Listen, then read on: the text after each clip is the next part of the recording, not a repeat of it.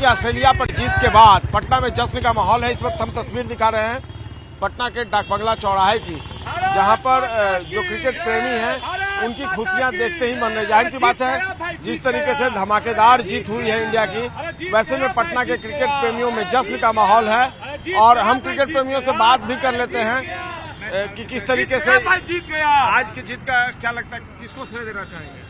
आज भारत ने जिस तरीके से ऑस्ट्रेलिया को हराकर फाइनल में पहुंचा है, विराट कोहली जिस तरीके से उनका जो पारी रहा, श्रेयस अय्यर का जिस तरीके से सभी इंडियन प्लेयर ने जो क्रिकेट खेला, ये अपने आप में ऐतिहासिक पल था। और निश्चित तौर पे आज भारत ने ऑस्ट्रेलिया के ऊपर सर्जिकल स्ट्राइक किया है और फाइनल में जगह बनाकर फाइनल भी जीतकर हिंदुस्तान में कप आने जा रहा है। विराट कोहली की जो विराट पारी पूरे देश ने आज देखा, और जिस तरीके से हार्दिक पांड्या का जो तूफानी छक्का और वरुण चक्रवर्ती लगातार जिस तरीके से फॉर्म में है गेंदबाजी में, Bharat ICC champions trophy final, आज तो फाइनलिस्ट के एक तरफ से दौर में आ ही गई है, कप भी लेके आ रहे हैं। जिस प्रकार से जो क्रिकेट जगत के लोग हैं, जो हर्षोल्लास के साथ जो लगातार टकटकी लगा के मैच देख रहे थे, भारत लगातार जो विजय रथ है उसको कंटिन्यू निरंतरता के साथ बनाई हुई है।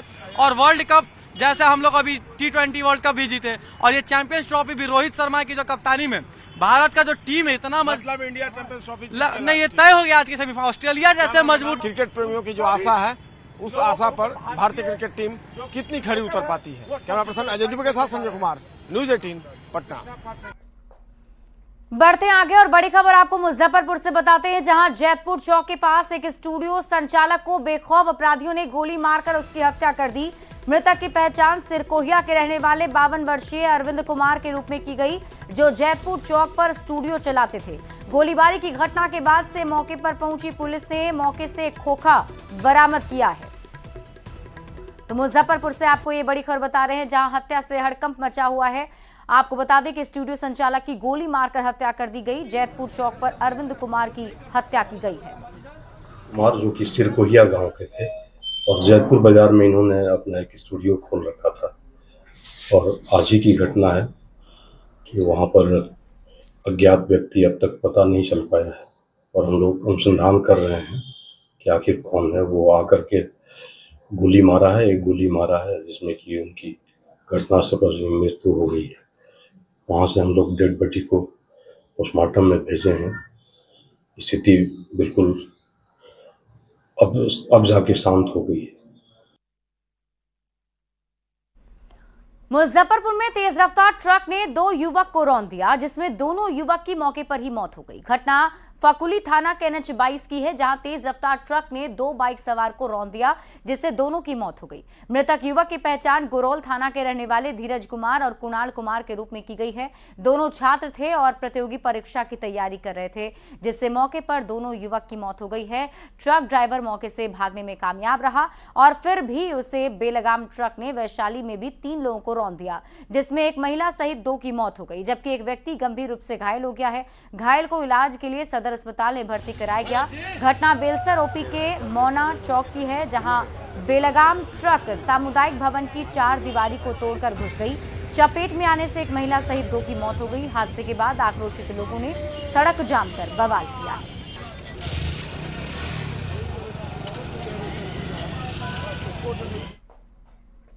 खबर वैशाली से है, जहां चलती ट्रक में नाबालिग लड़की से सामूहिक दुष्कर्म के मामले में पुलिस ने बड़ी कार्रवाई की है। पुलिस ने ट्रक में सवार दोनों आरोपियों को गिरफ्तार कर लिया है। नाबालिग को ट्रक में भेजने वाली महिला को पुलिस ने घटना के दिन ही गिरफ्तार कर लिया था। 1 मार्च को नाबालिग लड़की ने शिकायत दर्ज कराई थी। लड़की ने पड़ोस की रहने वाली महिला पर बहला फुसलाकर ट्रक में भेजने का आरोप लगाया था। ट्रक में सवार 2 लोग ने चलती ट्रक में उसके साथ सामूहिक दुष्कर्म किया और फिर महुआ थाना क्षेत्र में लड़की को उतारकर फरार हो गए। पुलिस ने आरोपी महिला को गिरफ्तार कर लिया था। आज दोनों आरोपी भी गिरफ्तार कर लिए गए।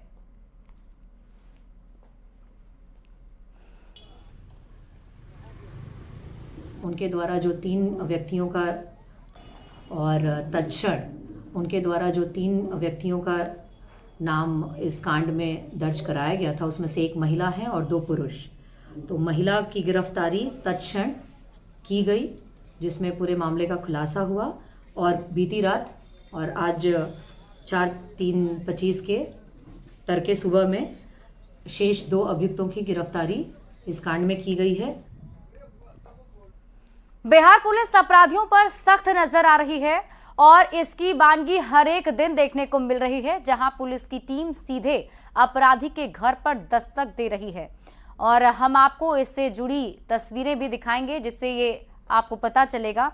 देखिए, पहली तस्वीर में मोतिहारी पुलिस ने मधुबन और पकड़ी दयाल में बैंड बाजा और डुगडुगी बजाकर अपराधियों के घर इश्तेहार चिपकाया।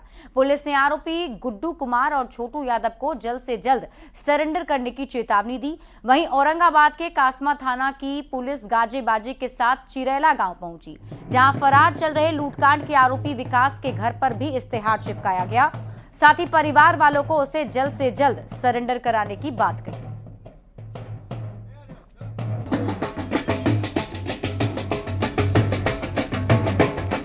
और ये दो तस्वीरें आपके टीवी स्क्रीन पर आपको दिखा रहे हैं। पहली तस्वीर मोतिहारी की है और दूसरी तस्वीर आपको औरंगाबाद की दिखा रहे हैं, जहां दोनों ही जगह पुलिस की टीम अपराधी के घर पहुंची, सरेंडर करने को कहा है।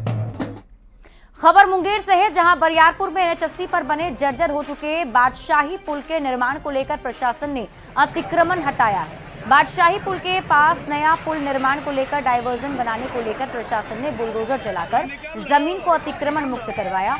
अतिक्रमण मुक्त कराने को लेकर 22 लोगों को पहले भी नोटिस दिया गया था। इसके बाद भी लोगों ने जमीन खाली नहीं की, जिसके बाद प्रशासन ने कार्रवाई करते हुए जमीन को अतिक्रमण मुक्त करा दिया है।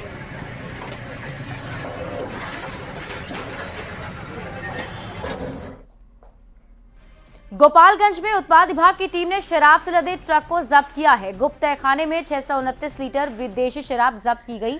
शराब यूपी से मोतिहारी भेजी जा रही थी। पुलिस ने मोतिहारी के रहने वाले शराब तस्कर रितेश कुमार और मंटू कुमार को गिरफ्तार किया है। मीरगंज थाने के मानिकपुर गांव के पास वाहन चेकिंग के दौरान पुलिस ने शराब जब्त की। आपको बता दें कि पिछले 2 दिनों में ट्रक के साथ शराब की दूसरी बड़ी खेप को जब्त किया गया है। इस पर और अधिक जानकारी दे रहे हैं न्यूज़ 18 संवाददाता गोविंद कुमार। होली को देखते हुए समाहर्ता महोदय के निर्देशानुसार लगातार उत्पाद विभाग द्वारा छापेमारी की जा रही है। इसी क्रम में गुप्त सूचना के आधार पर आज अगले सुबह गुप्त सूचना प्राप्त हुई कि यूपी से एक ट्रक आ रही है जिसमें विदेशी शराब तस्करों द्वारा लाया जा रहा है। इसी क्रम टीम गठित करके इसके कार्रवाई की गई, सत्यापन किया गया और वाहन जांच जो जिस वाहन पर शंका था उसको जांच किया गया। वो एक 14 चक्का ट्रक था, पीछे से डाला उसका पूरा खाली था। उसका केबिन का जब तलाशी लिया गया तो उस केबिन में बने बॉक्स में से लगभग 629 लीटर विदेशी शराब जब्त किया गया, जिसमें 2 तस्कर भी, चालक और उसके साथ एक व्यक्ति गिरफ्तार किए गए हैं। जो खबर मुजफ्फरपुर से है, जहां कलेक्ट्रेट परिसर में कूड़े के ढेर से दर्जनों black and white voter ID card मिले हैं। नगर निगम के सफाई कर्मियों ने इन्हें कचरे से निकाला और एक बॉक्स में रख दिया है। सभी voter ID card Katra, Gaighat, Kanti और औराई विधानसभा क्षेत्र के लोगों के हैं। निर्वाचन कार्यालय के कर्मचारियों ने इस बारे में अनभिज्ञता जताई।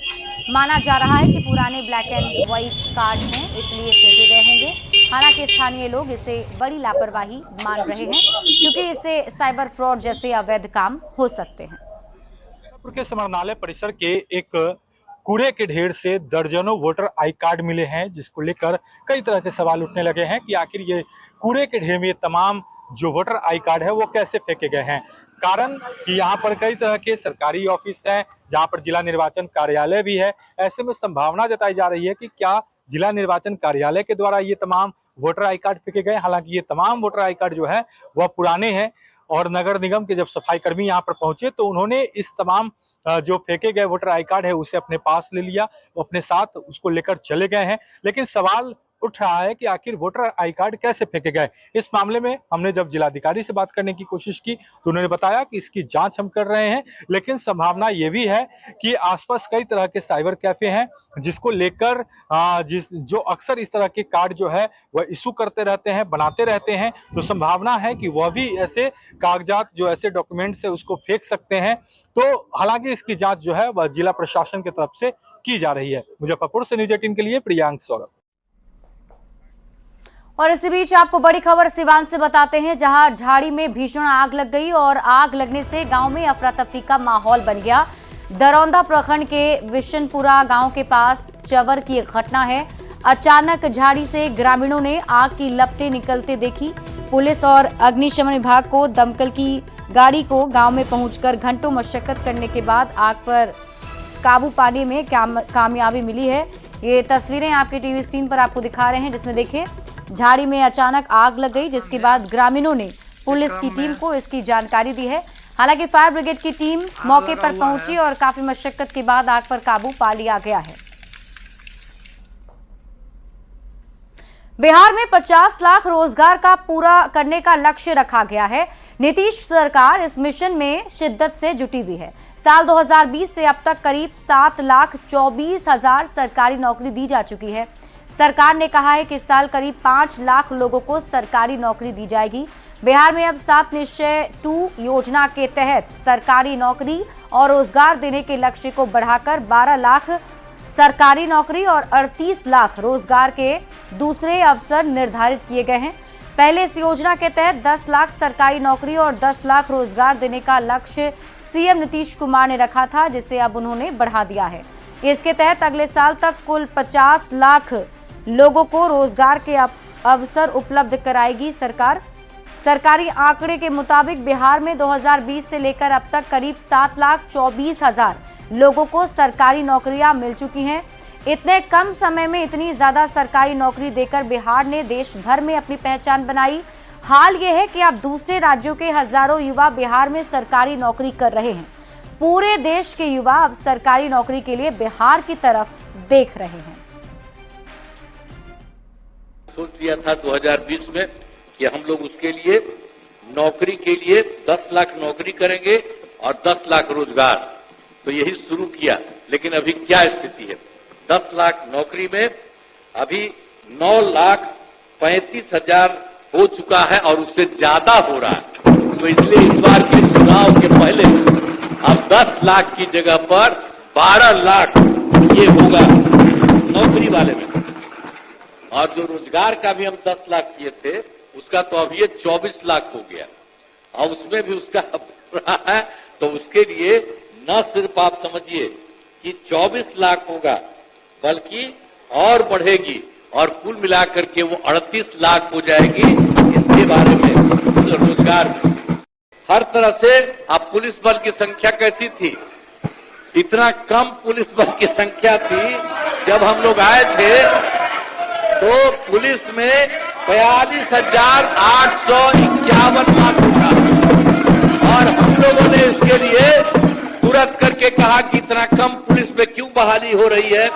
हम लोगों ने उसकी बहाली की और उसको 1,10,000 कर दिया। हमने कहा कि भाई अब इतना है, इसके चक्कर में मत रहो, हम और ज्यादा करना चाहते हैं। कौन काम किया था ये लोग? बैठ फालतू बात है।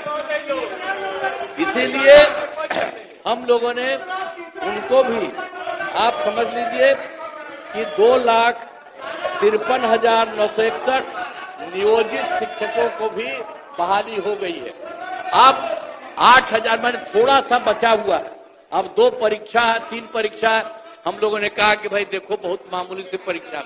तो आप जानते हैं इतना बड़ा सरकारी शिक्षक ये सब के सब बहाल हो गए। 2025 में एनडीए के सत्ता में नहीं आने के दावे और परिवारवाद के आरोप पर बीजेपी और जेडीयू नेताओं ने तीखी प्रतिक्रिया दी है। डिप्टी सीएम सम्राट चौधरी ने कहा है कि तेजस्वी यादव के परिवार के ऊपर चोरी का केस चल रहा है, भ्रष्टाचार का आरोप लगा हो, वो सत्ता में कैसे आ सकता है। वहीं मंत्री विजय चौधरी ने तेजस्वी यादव के आरोपों को एक सिरे से खारिज कर दिया। नीरज कुमार ने भी तेजस्वी यादव पर जमकर हमला बोला तो डिप्टी सीएम विजय सिन्हा ने कहा कि तेजस्वी अपने माता पिता का चेहरा छिपाते हैं।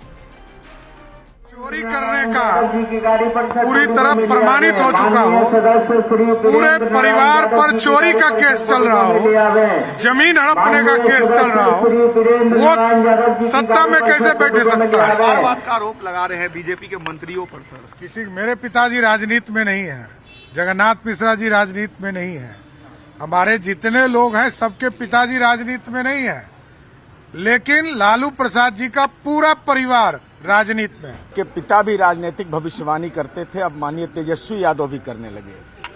4 सीटों पर सिमट गए। माननीय तेजस्वी यादव जी फुलवरिया में जहां आपका पैतृक घर है, उस घर में बिजली जलाया तो नीतीश कुमार जी ने जलाया। आपकी गली बनी तो नीतीश कुमार जी ने बनाया। और जहां आपका महुआ बाग में किला बन रहा है, जहां मीडिया का जाना वर्जित है, वहां भी माननीय नीतीश कुमार जी की सरकार ने सड़क बनाया। 2005 के पहले क्या हालात था, उस सवाल का एक ही प्रश्न का जवाब दे दीजिए कि 118 नरसंहार का गुनाहगार कौन था। कि 2005 में जो स्थिति थी उससे कहीं आगे हम लोग हैं। वो बता रहे थे ना कि 1982-83 में जो था 1990 में क्या हो गया। तो आखिर वो भी तो लालू जी के समय की उपलब्धि गिनाने के लिए तुलना ही कर रहे थे। लेकिन आज एक विशेष चीज हमने जरूर देखी कि उनका सारा इशारा या जो भी वो तीर चला रहे थे वो कांग्रेस की तरफ था। परिवारवाद, अगर किसी के परिवार में पुराने कोई लोग राजनीति में थे, उससे परिवारवाद का गंध नहीं आता है। गंध आता है कोई व्यक्ति राजनीति में शीर्ष पर रहते हुए अपने परिजनों को आगे बढ़ाने की जब कोशिश करता है, वो परिवारवाद की परिभाषा में आता है। श्रीमान लालू यादव जी के गुणगान और बखान कर रहे थे, लेकिन अपने पिता के चेहरा को चुनाव में पोस्टर बैनर पर लगाने में भी लजाते हैं। चुनाव के समय पिता के चेहरा को छुपाते हैं। माता पिता के चेहरा पर पुत्र को गर्व होना चाहिए, लेकिन उनको जंगल राज, हत्या, अपहरण, लूट, बलात्कार का उद्योग जनता को याद न आए, इसके लिए माता पिता के चेहरा को छुपा लेते हैं। और फिलहाल इस बुलेटिन में अभी के लिए